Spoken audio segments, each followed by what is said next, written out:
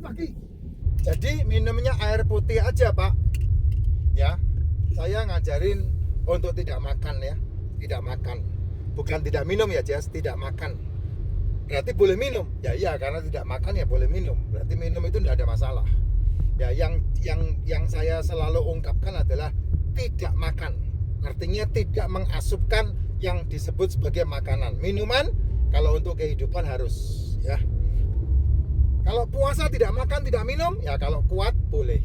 Tapi kalau kamu melakukan itu, kalau nutrisi tubuhmu tidak cukup, ya tidak sesuai dengan kebutuhan tubuhmu, ya pasti tepar, tidak kuat.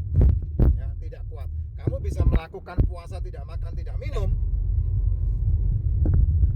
Sebentar, ini berbalik ini.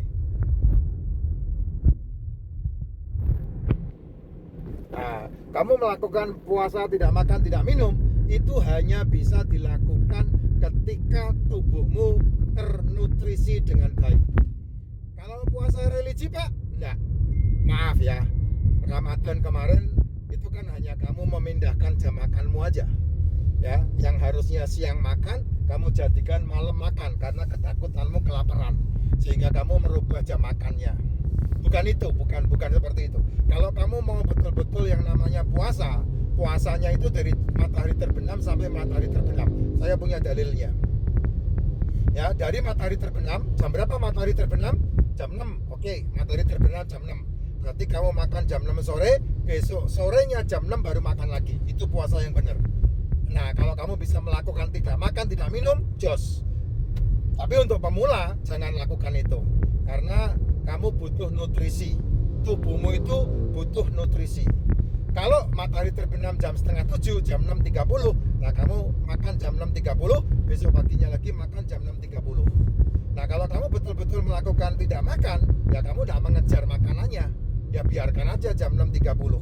Tidak ada masalah. Ya, itu namanya puasa, tidak makan.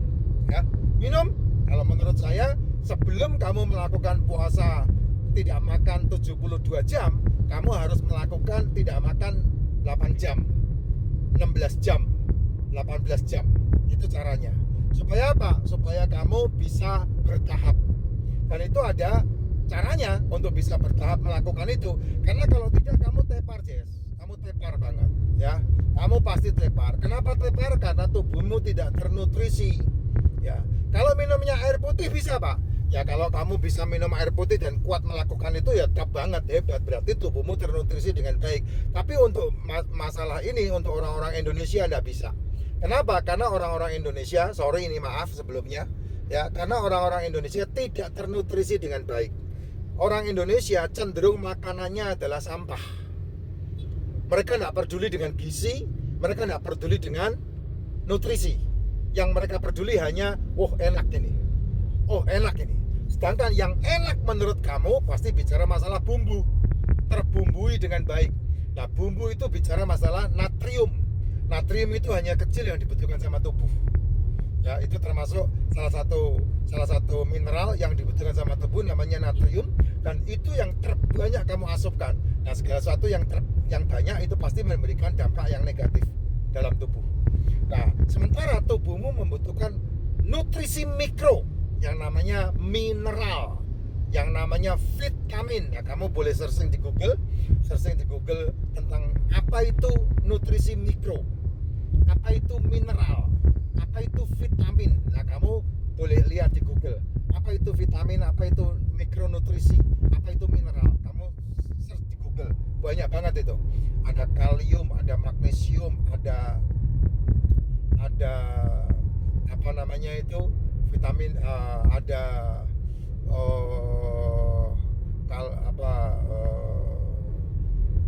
ya banyak lah itu ya, banyak banget ya. Saya nggak hafal itu, Jess. Kamu cari di Google itu vitamin banyak banget juga. Ada vitamin A, vitamin B ada B6,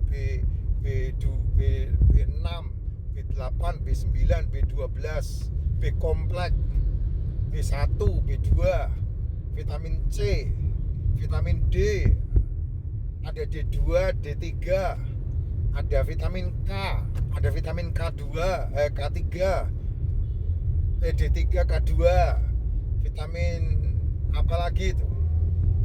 Vitamin H, Oh, banyak banget. Kamu baru tahu pasti dengan vitamin H itu. Vitamin H itu ada pada kuning telur. Vitamin apa itu? Banyak banget vitamin H itu, tubuhmu membutuhkan itu. Nah, kalau itunya enggak cukup, ya kamu enggak kuat untuk kamu enggak makan. Makanya ketika kamu makan, kamu banyak masalah dengan penyakit di tubuhmu, akhirnya kamu terobati. Gitu. Nah, cara yang terbaik untuk tubuh ini kan merestrukturisasi sel-sel tubuhmu sendiri. Karena tubuhmu itu diciptakan sama Tuhan itu cerdasnya luar biasa. Punya kekuatan namanya salutogenesis, di mana tubuh menyembuhkan dirinya sendiri. Tapi tidak akan pernah terjadi ketika kamu tidak pernah mengasupkan nutrisi dalam tubuhmu. Nah, nutrisi mikro ada juga nutrisi makro. Nutrisi makro itu adalah asam amino, asam lemak, itu nutrisi makro, dan karbohidrat. Nah, dari makronutrisi dan mikronutrisi yang paling banyak kamu asupkan ke tubuhmu itu karbohidrat. Nasi karbohidrat, tepung karbohidrat, jajanan karbohidrat, cemilan karbohidrat, ayo gorengan karbohidrat, ayo gula karbohidrat, ayo. Padahal kebutuhan sel tubuhmu, makanannya sel tubuhmu adalah asam amino dan asam lemak. Tapi justru itu yang disirik, dikambing hitamkan. Supaya apa? Supaya kamu terobati dengan seksama. Gitu. Nah, kalau minumnya, ya saya sarankan ya jangan air putih. Kalau kamu minum air putih, berarti kamu nggak minum racikan macin. Boleh nggak? Boleh. Tapi kamu harus minum suplemen. Minum air putih, suplemen yang harus diminum adalah liposomal glutathione, probiotik, D3K2, MCT. Itu kebutuhan yang membackup internismu. MCT itu kan untuk otak dan untuk usus. Probiotik itu untuk lambung. Liposomal glutathione untuk liver. Ayo, D3K2 untuk tulang dan pembuluh darah. Nah, itu butuh kamu itu. Ya, kalau kamu tidak minum suplemen, ya minumnya racikan macin. Karena nutrisinya tercukupi di situ gitu, ya. Nah, barulah kamu tidak makan bisa 18 jam, 24 jam, 48 jam, nggak bisa sampai 72 jam nggak makan. Pak, kalau 72 jam nggak makan apa nggak lemas, Pak? Ya memang itu yang dicari.